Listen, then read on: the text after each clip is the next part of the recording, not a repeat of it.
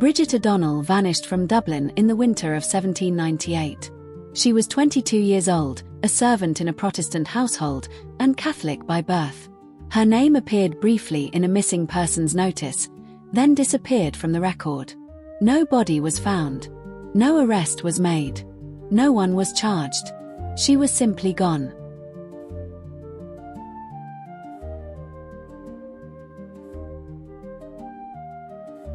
Bridget's disappearance didn't just stir fear among her friends and family, it captured the imagination of the wider community. In the wake of the 1798 rebellion, Dublin was a city gripped by tension, distrust, and suspicion. The streets were filled with whispers of political unrest, secret societies, and the crackdown on anyone suspected of sympathizing with the rebels. Bridget's case, though seemingly personal, became entangled in the wider social fabric of the time. As whispers spread, theories about her fate began to take shape. Some people believed she had been abducted by rebels, taken to a secret location to hide from the authorities, or perhaps even to be used in a political plot. Others thought it was more likely that she had been a victim of an illicit affair gone wrong. Still, others thought the truth lay in darker possibilities. Could her disappearance have been the result of a violent crime, a murder, or worse? The theories were many, and none could be definitively proven, but one thing was clear: Bridget had become a symbol of fear. The newspapers, too, played their part. The city's printed press was a powerful tool of communication, but it could also fuel fear. Stories of kidnappings, political disappearances, and mysterious deaths were common. Bridget's story was no different in this regard. It served to underscore the grim reality of 18th-century Dublin, where women were particularly vulnerable to exploitation. Her disappearance was a reminder of the ever-present danger facing women in a society where they had little recourse to justice.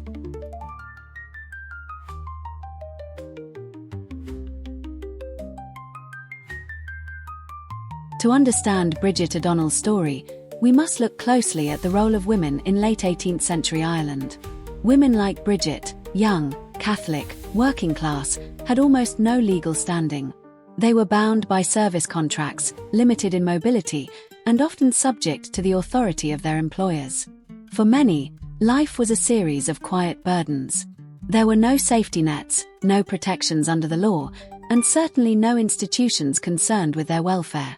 If a servant disappeared, it was often assumed she had run off or come to some shame. Rarely was justice sought.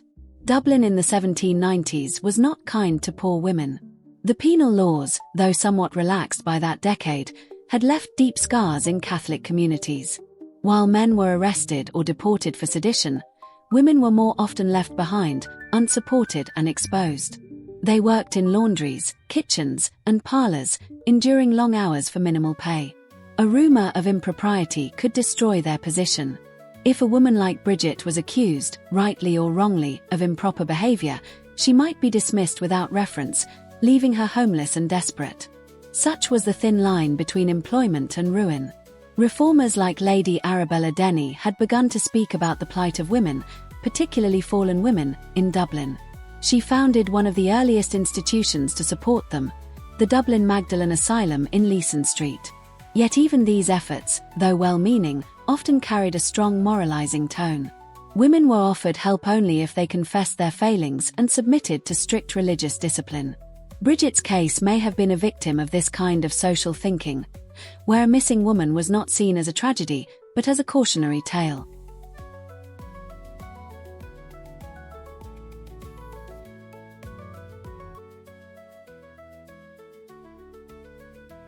The year 1798 was a dangerous one in Irish history. The United Irishmen, inspired by the American and French revolutions, had risen against British rule. Their goal was to unite Catholic and Protestant in the cause of Irish liberty, but their rebellion was crushed with brutal efficiency. Dublin, though not the epicenter of the fighting, was a city on edge. There were roundups, imprisonments, and executions. House-to-house searches were common, and the atmosphere was thick with paranoia. It was into this storm that Bridget O'Donnell disappeared, her absence now cast in a new, unsettling light. Some believed she had ties to the rebels, perhaps as a messenger or even a sympathizer. Women often played discreet roles in these uprisings, carrying letters, concealing weapons, or passing information under the noses of British patrols. If Bridget was indeed connected, it might explain the swift and total silence that followed her vanishing. Such cases were often dealt with informally, with suspects disappeared by either side. These were the days before due process, when suspicion alone could mean the end of someone's life. And a young servant girl. She would have had few defenders. On the other hand, her name was never officially linked to any revolutionary cause. No testimony, no court records, no public accusation. It is entirely possible that Bridget was simply swept up in the hysteria, perhaps seen in the wrong place, with the wrong people, at the wrong time.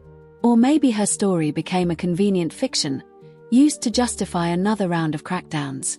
Either way, her disappearance seemed to echo the broader repression of the time, a silence that spoke louder than any shout.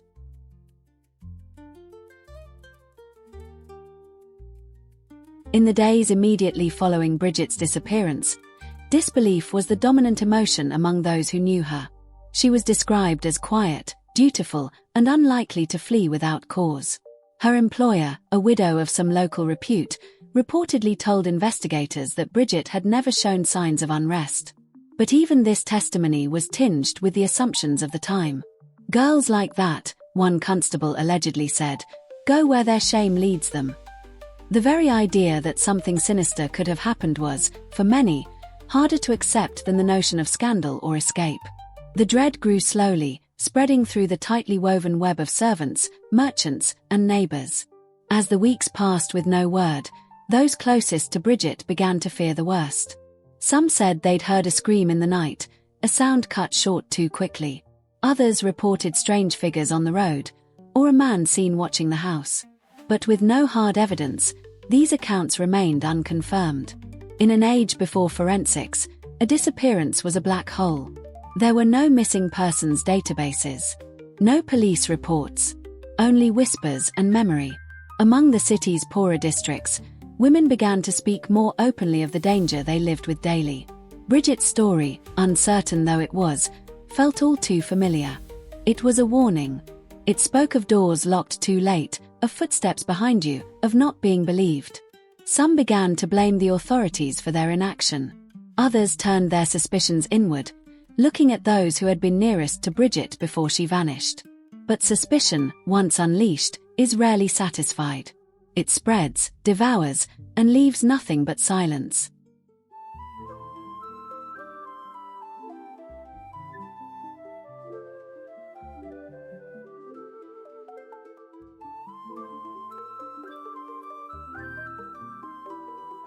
When Bridget failed to return, a search was organized, but it was neither swift nor thorough. In 18th century Ireland, especially for a servant girl, resources were seldom expended.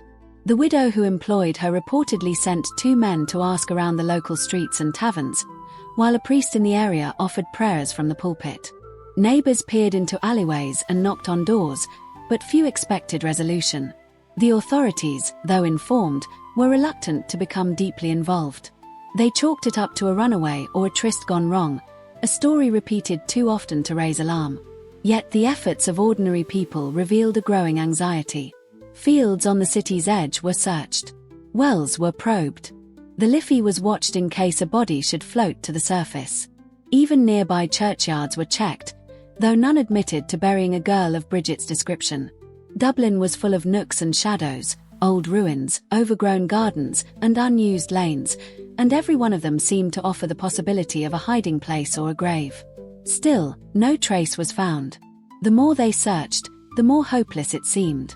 Some said she had left the city entirely, perhaps lured away under false promises. Others whispered of basements, of secret rooms where servants were taken and never seen again. The myths grew as the facts diminished. Bridget's name was mentioned less in reports and more in stories. Cautionary tales passed among washerwomen and bakers, told at dusk when the streets grew quiet. She had become something else now, not just a girl, but a ghost in the minds of those who stayed behind.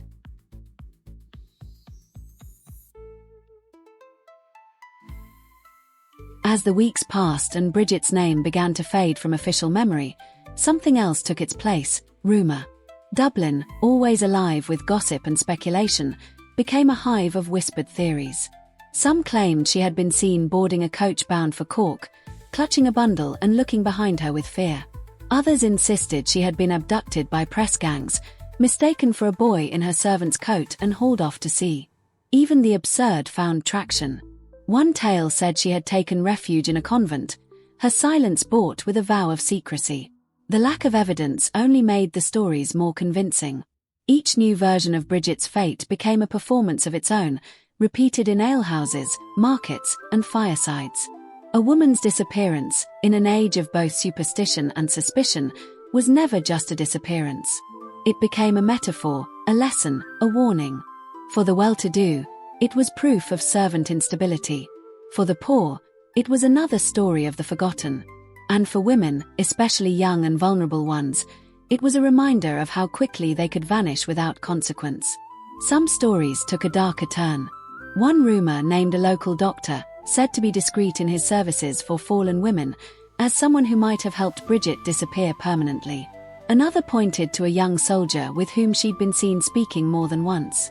But these were shadows, not leads. No charges were laid, no questions asked in Parliament. Bridget O'Donnell became folklore, and folklore does not answer to truth. It shifts, evades, and remains, long after the facts have decayed. As the mystery deepened, many turned their eyes to the authorities, not in hope, but in frustration. Official silence had become deafening. The City Watch made a few routine inquiries, but no witnesses were summoned, and no formal investigation followed. In a society where class dictated the value of a life, Bridget's disappearance barely stirred those in power. Her employer had done what was expected, reported the absence, made a cursory effort. Beyond that, the case sank into administrative oblivion. There were no headlines, no broadsides, no posters promising a reward. Church leaders, too, said little. A priest may have mentioned her in a sermon, but even he was cautious. The church, long entangled with Ireland's power structures, rarely intervened in secular disputes unless moral decay could be clearly pinned on someone. Bridget's absence presented no such clarity. And so, the spiritual guardians looked the other way, preferring to pray for the nameless missing rather than demand justice for one. Their silence, whether out of complicity or fear of scandal, rang louder than any bells that tolled in her name. Even those who had the means to speak out, the pamphleteers, the satirists, the political agitators, chose not to. It wasn't that they didn't care. Rather, in the chaos of rebellion, poverty, and repression, a vanished maid was easily overlooked. She was not a martyr, nor a symbol, at least, not yet. And so Bridget O'Donnell remained unnamed in the annals of protest and publication, a silence preserved in inkless pages and hushed conversations.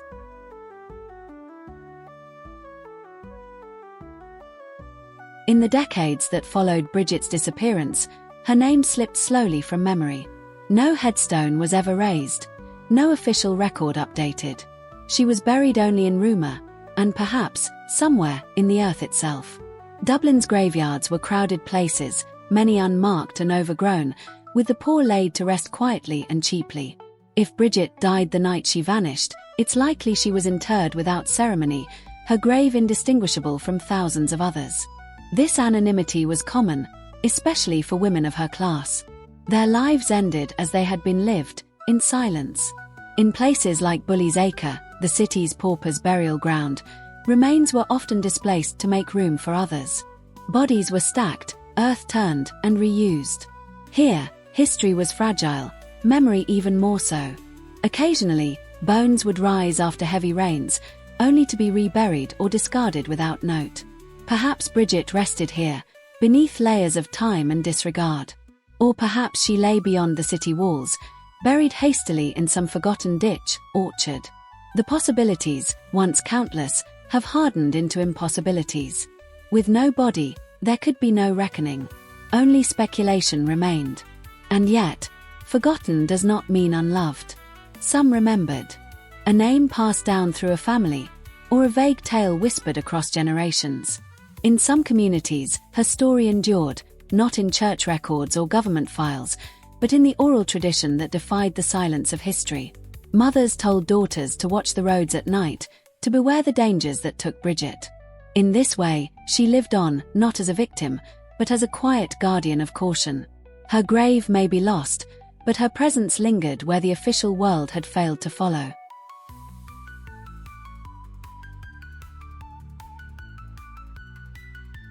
Bridget O'Donnell may not have lived long in the records, but she endured where history often begins, in the questions left unanswered. Her story, incomplete and sorrowful, became part of Ireland's hidden narrative, woven between the lines of official accounts. She was one of many, poor, female, invisible, who vanished without justice or explanation. Yet it is precisely in telling her story, even without resolution, that we confront the greater silence of Irish history. We look for Bridget not just to find her, but to understand what kind of world could allow someone to disappear so completely. Centuries later, we try to hear her footsteps on the cobbled streets, to imagine her laughter, her fears, her last moments. We ask if anyone tried hard enough to find her, or if she was simply considered unimportant. We consider the weight of her absence, not just as an individual, but as a representative of so many forgotten women whose lives were overlooked, unrecorded, and discarded by the systems around them. Her mystery is not only in what happened, but in how her story could have so easily been erased. Remembering her is an act of resistance against forgetting. Perhaps there was no crime.